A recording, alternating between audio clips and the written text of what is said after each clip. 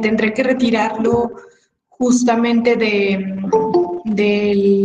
Drive para que me permita subir los siguientes videos, porque de lo contrario no me permite por la extensión.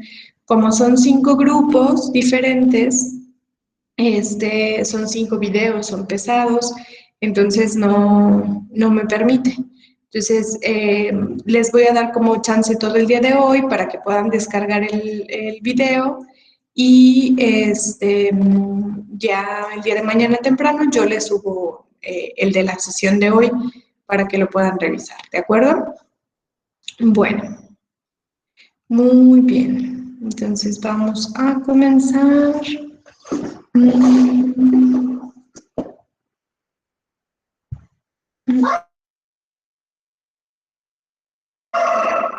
Ay, un momento.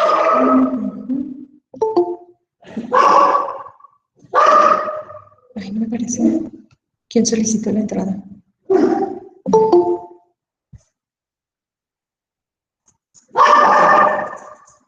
Déjenme guardo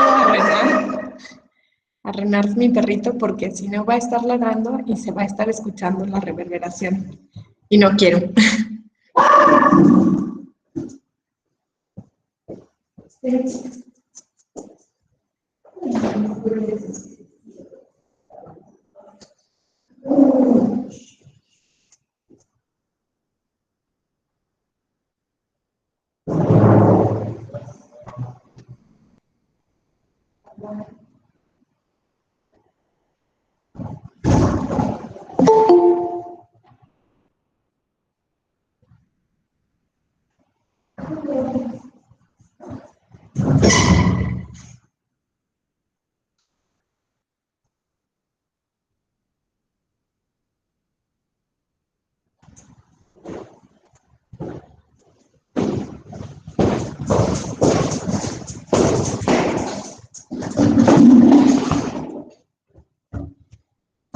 Listo. Bueno, muy bien.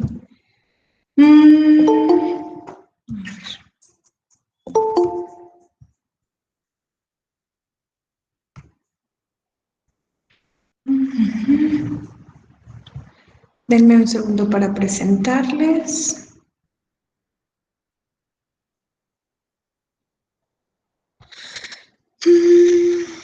¿Ya pueden verla? Sí. Excelente. Bueno, lo que vamos a ver está vinculado directamente a su actividad de esta semana. Realmente mis presentaciones luego no están muy cargadas de información a través de los cuales yo voy de alguna manera direccionando mi explicación, porque se me hacen como muy pesadas estas presentaciones que luego están saturadas pues sí, como de datos y de un montón de cosas, ¿no? Y como lo pudieron observar en su actividad de la semana, lo que vamos a hacer es analizar cómo se estructuran los gobiernos representativos y las condiciones bajo las cuales se presentan la participación ciudadana, efectivamente. Bueno, uno de los elementos que tenemos que identificar, que es muy importante, es que la premisa sobre la que se sientan efectivamente los gobiernos representativos es efectivamente la participación ciudadana. Es decir, para que nosotros encontremos efectivamente representatividad, que nosotros identifiquemos necesita haber una participación ciudadana. Y, a ver, ¿existe alguna forma en la configuración de que los deje entrar?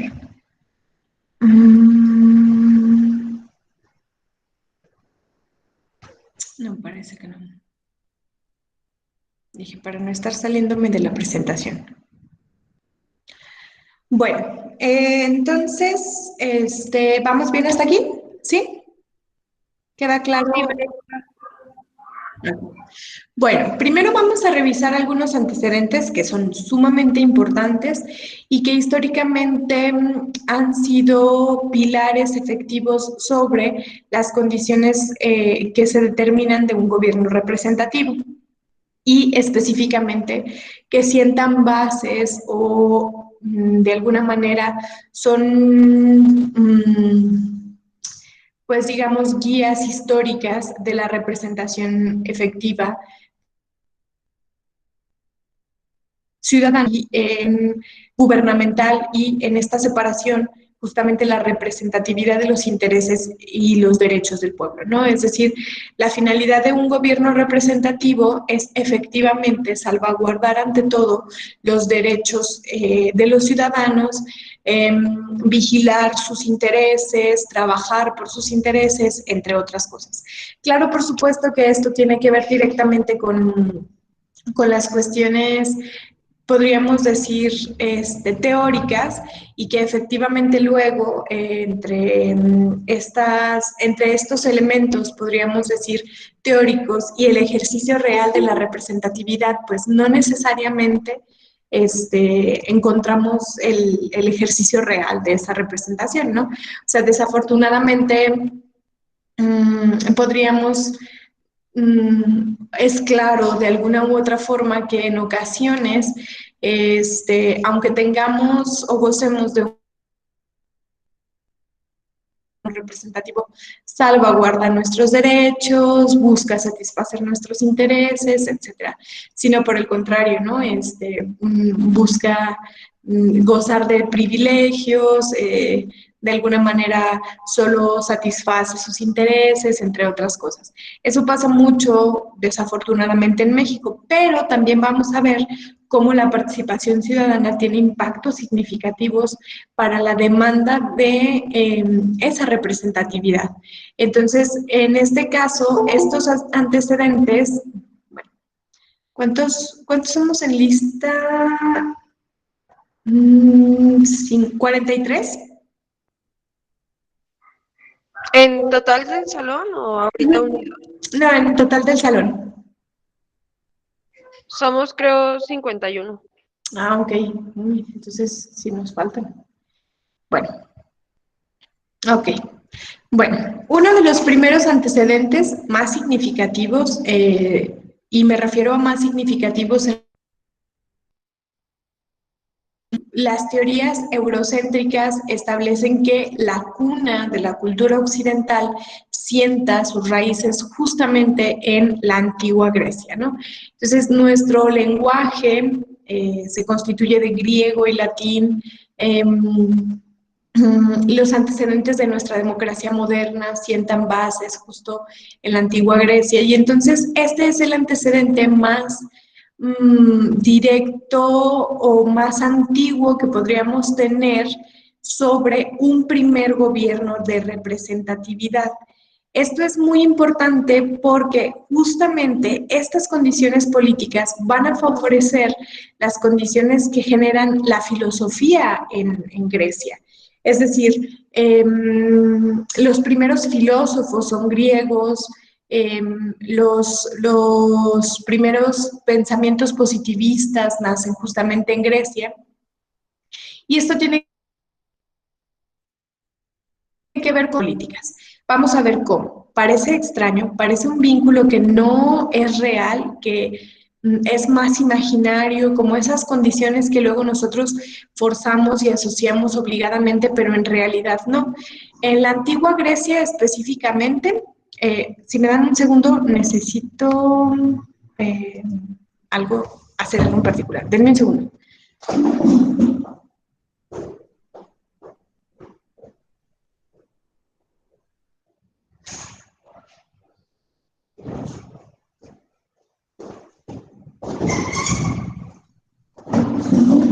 Perdón, tenía que abrir la puerta. Ok, entonces, decíamos sobre la antigua Grecia. Una de las condiciones económicas más determinantes de la antigua Grecia, bueno, la base que sustentaba la economía en la antigua Grecia era justamente exclusivamente libre era solo un 10% de la población. Este 10% de la población que se consideraba como ciudadanía efectiva es exclusivamente masculina. Esto no es arbitrario. Las mujeres teníamos dos alternativas muy limitadas. La primera era ser una mujer libre, que en términos legales se iba a casar con un hombre libre y cuyo trabajo funcional, así la función social que tenía era dar a luz hijos libres, preferentemente varones, ¿no? Porque pues si daba a luz mujeres libres, pues su función iba a ser exactamente la misma que la de su madre. Y la otra alternativa, que es muy, muy terrible, pues era ser esclava, que nos convertía pues en menos que nada, ¿no? Porque, como les comentaba hace unos minutos, el 10%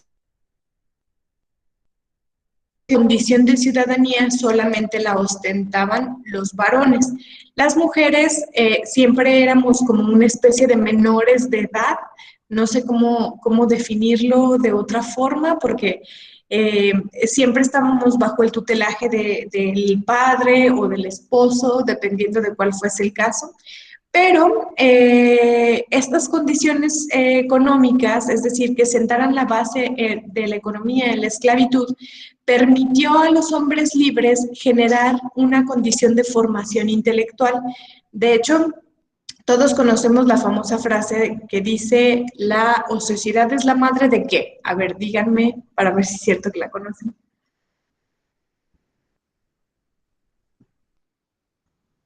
La ¿No? ¿La conocen? ociosidad. Sí. O el ocio es, sí, como el ocio es la madre de, o la,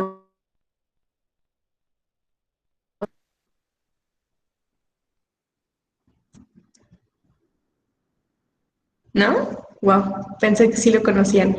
Es un dicho muy famoso que de hecho tiene 27 siglos, que dice, la ociosidad es la madre de todos los vicios, pero originalmente, como un dicho muy antiguo que se funda efectivamente en los griegos, este dicho decía, la ociosidad es literalmente la madre de todas las virtudes.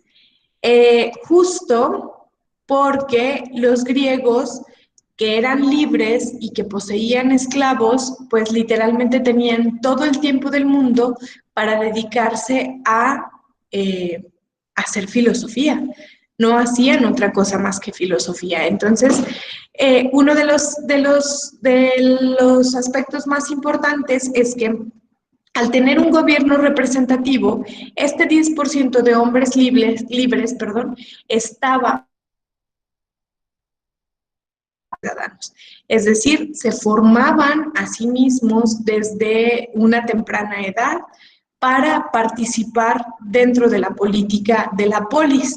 Esto es muy, muy importante porque en efecto esa formación y esa obligatoriedad en la toma de las decisiones públicas lleva justamente a Grecia a ser la cuna de la filosofía y la cuna de la cultura occidental como tal. Si analizamos, por ejemplo, culturas importantes que son además milenarias, como los antiguos egipcios, y que efectivamente tienen desarrollos importantísimos, pues como la ingeniería, la arquitectura, etcétera, pudiéramos decir, bueno, pues no se compara nada en lo absoluto con los griegos, ¿no? Pero lo cierto es que los griegos fueron el primer pueblo del mundo en separar sus explicaciones de la religión. Van a ser respuestas filosóficas, es decir, en producir respuestas que no tienen base en los dioses y que sientan bases en la observación científica. Entonces, estas condiciones de participación ciudadana les obligan a educarse, les obligan a ser analíticos. Es distinto, por ejemplo, tener que tomar las decisiones a ser, por ejemplo, una población en la que existe un faraón y ese faraón, con su grupo muy limitado de consejeros, toma las decisiones, entre otras cosas, ¿no? Pues el pueblo no se ve obligado a pensar, el pueblo no se ve obligado a analizar, no se ve obligado a formarse. En cambio, cuando yo como ciudadano estoy obligado a participar, estoy también obligado a informarme sobre las decisiones que tengo que tomar. Este tipo de gobierno va a desaparecer con la conquista del y aunque originalmente la estructura de los romanos era republicana, en efecto, una formación democrática parecida a la de los griegos, eventualmente se modifica por una forma imperial que termina pues formando posteriormente otro tipo de administraciones, ¿no? Mm, ustedes fueron partícipes o testigos de ello cuando hicieron su actividad sobre los modos de producción y cómo durante el feudalismo, pues efectivamente la toma de decisiones pues recaía sobre el señor feudal, sobre el rey, porque en efecto, pues ellos tienen como el dominio en general, aparte, pues las estructuras son como muy, ¿cómo se dice? Muy autosustentables, entonces de alguna u otra forma, pues no es necesario como participar, ¿no? Bueno, eso va a permanecer durante mucho. Digamos que el periodo feudal dura toda la Edad Media, que implica, por supuesto, 1000 años de duración, y más o menos para el siglo XVII, el siglo XVIII, durante un periodo muy importante de producción intelectual, que conocemos como el siglo de las luces, o también la llamada ilustración, vamos a encontrar antecedentes muy importantes, chicos, muy importantes. Piensen, por ejemplo, en todos esos derechos significativos que ustedes poseen hoy por hoy y sin los cuales no imaginan su vida de una forma distinta, ¿no? Piensen, por ejemplo, en el derecho a la propiedad privada. Ustedes tienen derecho a tener su propio celular, perdón, están protegidos de alguna manera porque elementos que les son propios. Esta idea de la propiedad privada no es una idea antigua, es una idea que tiene 200 años de edad en términos extensivos. ¿Qué significa esto? Pues sí, sí existían personas con propiedad privada, pero la idea de que este derecho fuera un derecho inalienable para todos los seres que nacían en el mundo, pues era impensable, ¿no? O sea, realmente que alguien pudiera imaginar que un siervo tuviera propiedad privada, pues no era una opción o una alternativa. Un obrero o una persona del tercer estrato o el estrato, el tercer estado francés, que era la gente obrera, pues no, o sea, piensen por ejemplo en el derecho de tener una religión sin ser perseguidos, sin ser asesinados incluso por tener una libre creencia, una concepción viable, o sea, piensen por ejemplo en todas las guerras que se desencadenan después de la Reforma Protestante. Este, o pensemos, por ejemplo, en la posibilidad de elegir nuestro propio trabajo, elegir a qué queremos dedicarnos y que además en ese trabajo tengamos la posibilidad de unirnos con otros compañeros o colegas en organizaciones sindicales que nos permitan proteger nuestros derechos laborales, que no nos exploten más de 8 horas, que nuestra paga sea justa, etcétera. Todos estos derechos de los que hoy por hoy somos acreedores y gozamos, y todos los individuos del mundo, en la medida en que es un derecho, eh, los abrazamos y los tenemos. Perdón, son perspectivas que antes de la Ilustración no se tenían consideradas, al menos no para todos los seres humanos. Antecedente más significativo moderno, es decir, dentro de la modernidad, que directamente nos afecta en términos de participación ciudadana y gobiernos de representatividad. Tenemos, por ejemplo, en una primera instancia al filósofo inglés John Locke. John Locke, por ejemplo, habla de la división de los poderes. Él presenta la idea de el derecho a la propiedad privada. Todo ser humano, en la medida en que ha nacido, tiene derecho a poseer propiedad. Pero más allá de eso, él establece la perspectiva de que el gobierno debe dividirse en dos poderes. El ejecutivo, que recae en el caso específico de Londres o de Inglaterra, Gran Bretaña en general, sobre la realeza, sobre la monarquía, y efectivamente el legislativo, que recae sobre la Cámara del Parlamento. Esto es muy interesante, que Inglaterra es de los pocos países cuya monarquía sigue sostenida. Y esto es importante porque justo la monarquía británica es una de las primeras monarquías en darse cuenta que la forma más básica de sobrevivencia como monarquía efectivamente es la representación. Entonces, reconocer la posibilidad de la representación en su población es lo que permanece o lo que hace que permanezca como una monarquía activa hoy por hoy. Porque justo las monarquías más totalitarias, como la francesa, más absolutistas sobre todo, ¿no? Como la francesa o como el zarismo ruso, pues finalmente decaen ante la posibilidad de seguir ejerciendo justo porque no tienen una perspectiva de representatividad público o al pueblo que en teoría están gobernando, ¿no? Entonces, esta división de poderes además es muy interesante porque el poder legislativo, que recae sobre el Parlamento, a su vez se divide en dos.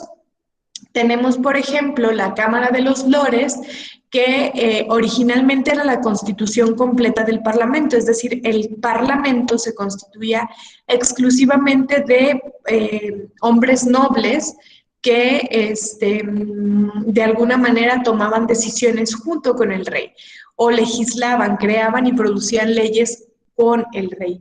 Y en el caso específico de las modificaciones que han ido logrando, pues también ya hace muchos siglos que el Parlamento inglés cuenta con la Cámara de los Comunes, que es justo la representación del pueblo, ¿no? De gente como ustedes o como yo, que no tenemos ningún vínculo con la nobleza y que en la vida podríamos tener índices de nobiliarios, etcétera, etcétera. ¿Vamos bien hasta aquí, Beques? ¿O hay dudas? Sí, maestra. Bueno, luego tenemos otro antecedente importantísimo porque en él se sienta la base de la división de los tres poderes que hoy por hoy conocemos, por ejemplo, en países como México.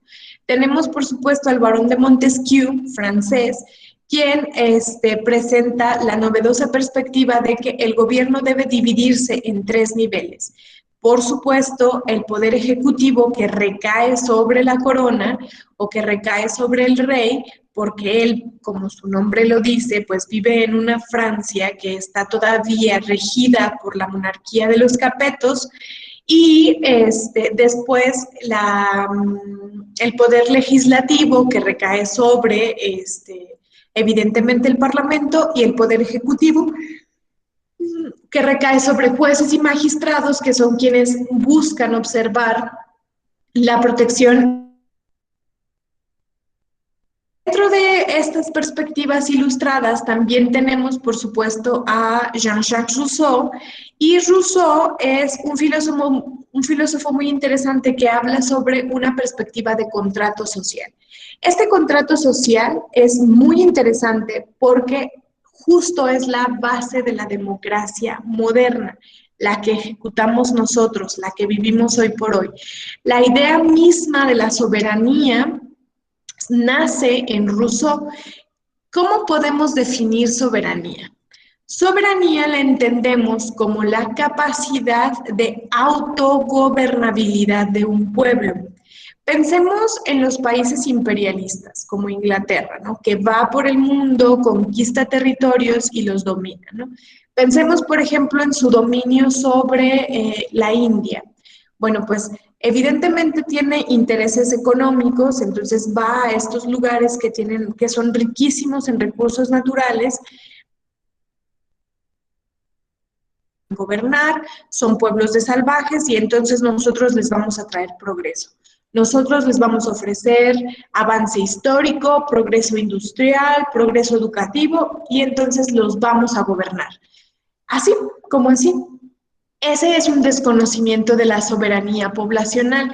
La soberanía implica el reconocimiento que un pueblo es capaz y tiene la posibilidad de autogobernarse satisfactoriamente. Esto es una condición que hoy por hoy se exige demasiado. Eh, Evidentemente, por ejemplo, en el caso de México, somos un país soberano que se autogobierna porque nosotros elegimos a nuestro gobierno de manera representativa y a través de participación ciudadana, es decir, hacemos un proceso de votación, elegimos a un presidente, elegimos a nuestros diputados, a nuestros senadores, elegimos incluso a algunos jueces y magistrados, no a todos. En este sentido, la soberanía con base en las teorías específicas del contrato social en Jean-Jacques Rousseau recaen sobre el pueblo. Fíjense bien, esto es importantísimo, chicos, importantísimo. ¿Por qué? Cuando un presidente, no sé si ustedes han visto tomas de protesta, cuando un presidente toma el poder, toma la silla presidencial, lo primero que hace como representante del poder ejecutivo es jurar la constitución del país que se supone que va a gobernar. Entonces, toma la constitución y jura ejecutar esa ley. Y el cierre, por ejemplo, del juramento en nuestro país es, si eso no hiciere, que la nación me lo demande, ¿no? Entonces, ¿por qué? Porque el pueblo es el que tiene la exigencia, es decir, la soberanía recae sobre la nación, sobre la población. En términos teóricos, tendríamos la posibilidad de exigirle y de decirle, ¿sabes qué? No estás funcionando. Entonces, como no estás funcionando, pues te voy a demandar que o que funciones o que te vayas, ¿no? Eso es lo que podemos hacer en términos de representatividad. Claro, por supuesto que las condiciones legales para someter a juicio a un presidente pues son muy complejas, ¿no? No es tan sencillo como parece, ¿no? Pero se ha logrado y se han logrado destituciones importantes. En nuestro país, no, pero en Estados Unidos podemos observar juicios políticos, incluso Donald Trump acaba de tener un juicio político en términos de observancia de la ley, en el que finalmente no sé cómo lo logró, no sé cómo lo logró, pero salió intacto. Que no se repita como presidente. Y en el caso igual de Estados Unidos, más o menos por la década de los 80 a 70, no me acuerdo exactamente, al presidente Nixon, quien efectivamente tuvo que presentar la renuncia, rescindir a la presidencia de la nación, ¿no? Porque la soberanía en términos estrictos recae sobre la nación. Estas ideas importantísimas, muy importantes, que surgen durante la Ilustración, van a ser influencia significativa para movimientos sociales, para la participación ciudadana. Uno de los movimientos sociales más influidos y de mayor impacto por la Ilustración es evidentemente la independencia de las 13 colonias en una primera instancia y posteriormente la Revolución Francesa. Ambas son revoluciones burguesas. Burguesía la que las encabeza. Y esto es muy importante porque, en efecto, antes de este tipo de movimientos, la burguesía era la que más producía en términos económicos dentro de un Estado-nación, pero era la que no tenía participación ciudadana. Fíjense bien, pensemos por ejemplo en el caso específico de Francia. Francia estaba estructurada era una estructura piramidal donde el primer estado era el estado monárquico. Se encontraba a la cabeza, evidentemente, el rey que no producía nada, o sea, bajo una teoría del derecho divino, que fundamentaba que había sido elegido por Dios para gobernar esa nación, ¿no? Esta perspectiva es una perspectiva que se funda en el absolutismo, en todos los absolutismos, en el francés, en el inglés, ¿no? Bueno, el segundo estado estaba encabezado por nobles. Esos nobles que ustedes vieron, por ejemplo, en las formas de producción del feudalismo. ¿Se acuerdan? El feudalismo tenía a su señor feudal que de alguna manera tenía cierta independencia política. Bueno, durante este periodo específico, esa nobleza, esa población noble, no tenía ninguna obligación política, solamente derechos políticos.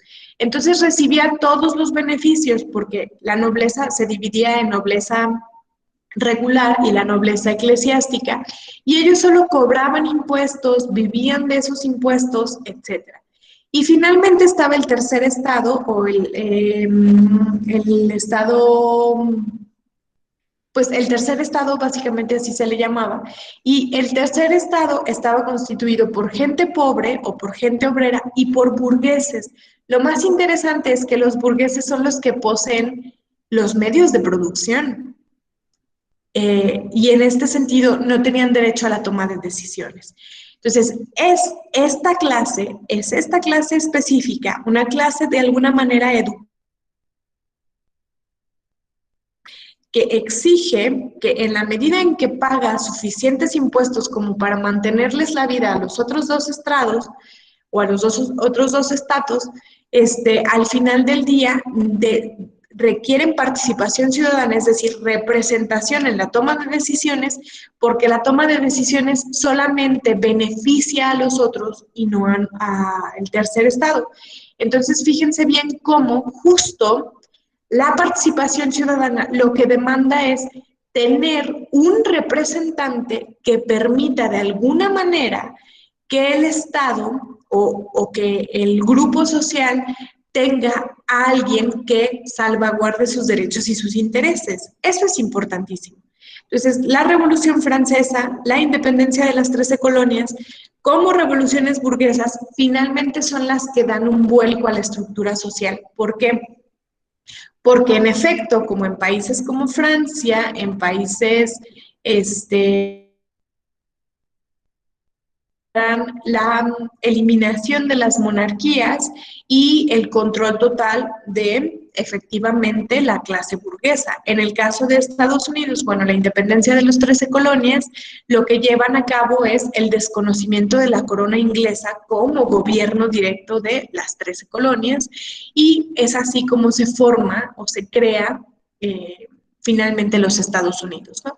Que es uno de los países más industrializados, más burgueses y, como lo vimos la clase pasada, pues más neoliberalistas, ¿no? Porque en efecto el neoliberalismo sienta su estructura en la burguesía o los medios de producción. Entonces, vean a qué nivel la participación ciudadana tiene impacto en nuestras vidas. Bueno, en el caso de nuestro país, chiquito, bonito, bueno, no tan chiquito, muy bonito, pero muy corrupto. Perdón. Bueno, antes de continuar, ¿queda alguna duda? ¿Tienen alguna pregunta? ¿Quisieran compartir algo? No, todo bien. Vale. En el caso de nuestro país tenemos, por supuesto, la división de estos tres poderes. El ejecutivo, que cae o recae justo sobre la presidencia de la República, es un poder de carácter federal porque va a abarcar a todos los estados o entidades federativas de la nación y no posee reelección. Esto está vinculado profundamente a nuestra condición histórica. En México tenemos una especie de, pues, ¿cómo podríamos decirlo? Mm, Como de tabú con la reelección.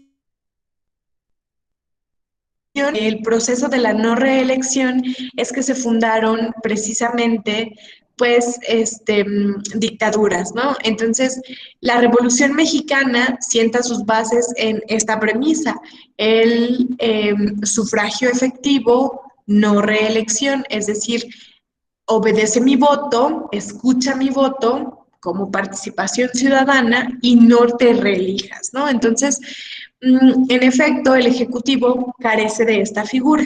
Después tenemos el Poder Legislativo, que en el caso de nuestro país recae sobre diputados y senadores. El legislativo tiene como funciones efectivamente la producción y creación de leyes. Es decir, en el caso específico del poder legislativo es que la Constitución se va conformando de leyes que en teoría tendrían que salvaguardar nuestros derechos y nuestros intereses, mientras que el poder judicial son jueces y magistrados es la ejecución de la ley.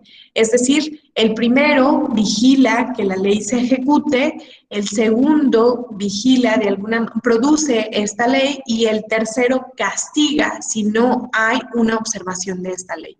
Entonces, nosotros tenemos una condición de representatividad en los tres niveles. Para la participación ciudadana, las condiciones efectivas de México es de inicio que hayas nacido como mexicano, que hayas nacido en territorio nacional y hayas sido registrado como un ciudadano mexicano, efectivamente, o que adquieras la ciudadanía, ¿no? Tener, por supuesto, 18 años de edad para poder ejercer esa participación ciudadana. En el caso más tradicional de nuestra participación, evidentemente las votaciones por cualquiera de estos tres poderes es justo en lo que más activamente participamos, pero tenemos otras posibilidades. Podemos exigir, podemos hacer un montón de cosas y pues para esto no se necesita tener una credencial de elector, así que pues, siéntanse libres de participar en esos sentidos. Bueno, ¿hasta aquí tienen dudas, peques? No, maestra, creo que no. No, maestra. Bueno, No, maestra. fíjense bien. Nosotros... Yo, maestra, yo sí Sí, tengo una pregunta.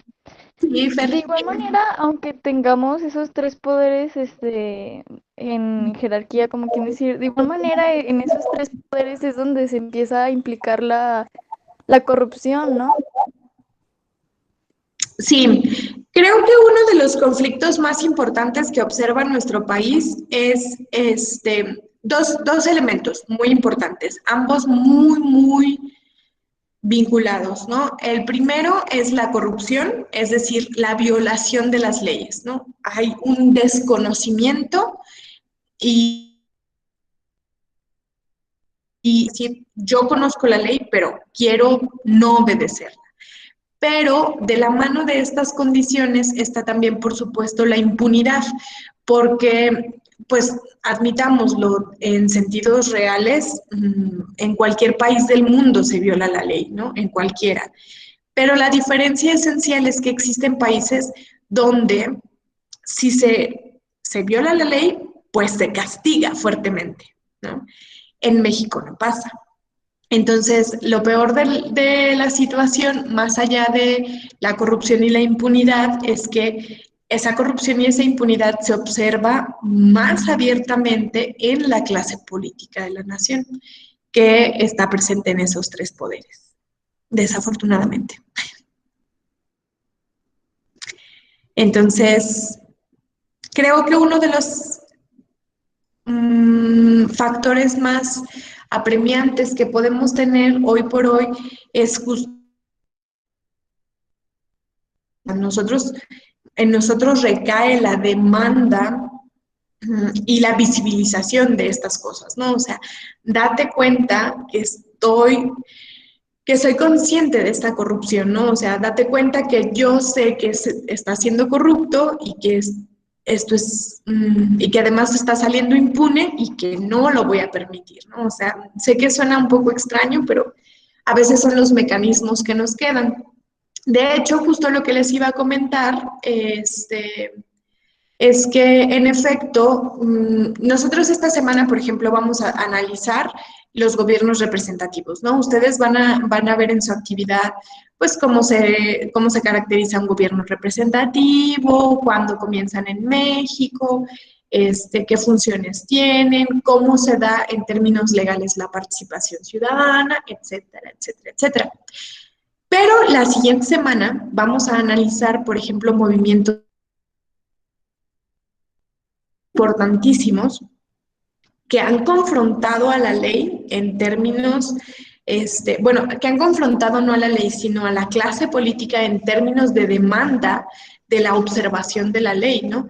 Por ejemplo, vamos a analizar el movimiento del año del 68, que además de ser un movimiento nacional sumamente importante, pues va a ser un movimiento que esté enmarcado en movimientos sociales más internacionales, ¿no? El 68 estudiantil mexicano, pues estuvo acompañado del 68 francés, estuvo acompañado del 68 en República, me parece que en Bélgica, en otras partes del mundo. Entonces, va a ser un movimiento muy importante porque denunciarán la corrupción del poder judicial, por ejemplo, ¿no? La corrupción policíaca, entre otras cosas. Y luego vamos a ver yo soy 132, ay, no me acuerdo bien del número, pero lo vamos a analizar. Ese sí les es un poquito más familiar a ustedes en términos de cercanía. A lo mejor estaban chiquitos. Mm, ¿Cuántos años tienen, Peques? Como 17, ¿verdad? 18 yo. Ya fui Pero por... 17. ¿Mande? Casi todos 17.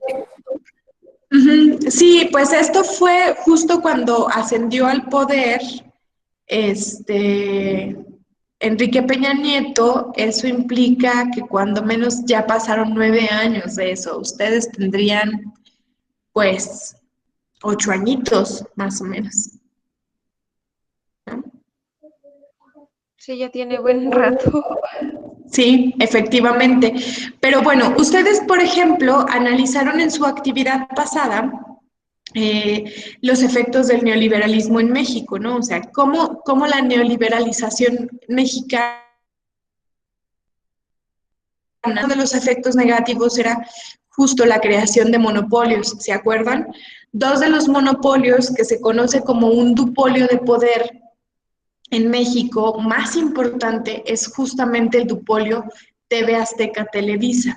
El movimiento Yo Soy 132 fue un movimiento juvenil de universitarios muy importante que en primera instancia abiertamente dio un rechazo a Peña Nieto como candidato presidencial, justo porque como gobernador del Estado de México había sido profundamente corrupto y había tenido manchas en su administración muy importantes, ¿no?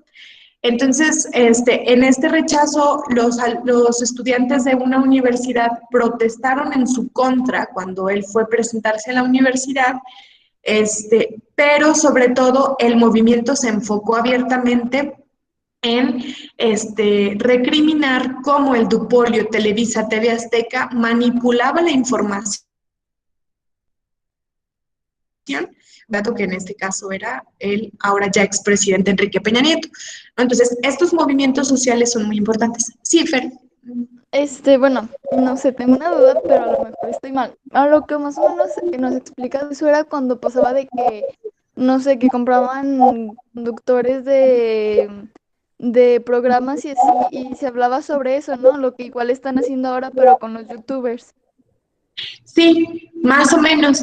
De hecho, la razón por la que el movimiento que comienza con un hashtag se llama Yo soy 132 es porque pues se empezó a promulgar la noticia de que a Peña Nieto le había ido muy mal en su presentación en la universidad.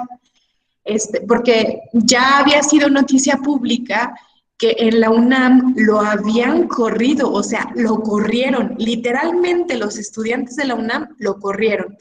Pero esta universidad en la que él se presentó es la universidad justamente. Entonces, va y se presenta y se supone que iba a tener una recepción muy buena y evidentemente lo rechazan. Entonces, la noticia se empieza a hacer como pública en redes sociales. Y el dupolio Televisa, TV Azteca, dice, claro que no, ay, fueron 2 alumnos los que gritaron cosas y manipularon la noticia. Entonces, manipularon a tal grado la noticia que desacreditaron que los alumnos habían hecho una protesta. Entonces, todos los estudiantes que habían protestado en contra de Peña Nieto empezaron a hacer una cadena de presentación, literalmente. O sea, yo soy Mitzi Herrera, soy estudiante de la universidad tal y soy la estudiante número 1 en hacer protesta contra Enrique Peña Nieto, ¿no? Y así se empezaron a sumar al grado de que se sumaron más de 132. Entonces, es por eso que el movimiento se llamó así. Todos los que se sumaban eran como el alumno 132 más, ¿no? O sea, etcétera, que ya no tenía identificación y ellos abiertamente van a rechazar el dominio de este dupolio, ¿no? O sea, la manipulación de noticias, la manipulación de redes, etcétera. Entonces, vamos a analizar esos movimientos peques, pero posteriormente vamos a analizar movimientos ahora sí a través de redes sociales, porque hoy por hoy uno de los impactos más importantes que podemos encontrar es el que encontramos en redes sociales y podemos ver cómo los hashtags pueden determinar las condiciones de los algoritmos, podemos identificar cómo movimientos importantes como Black Lives Matter han tenido impacto profundo en redes sociales porque permiten justo visibilizar a nivel internacional las cosas que están sucediendo a niveles locales.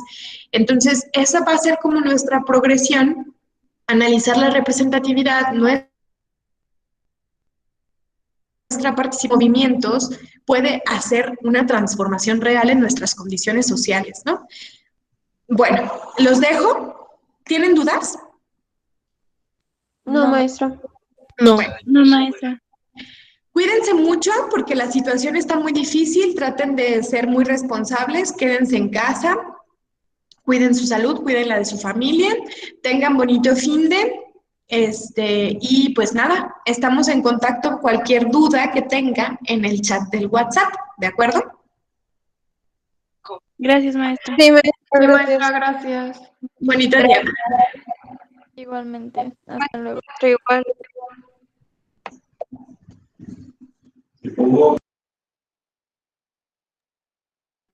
Maestra, tengo una duda.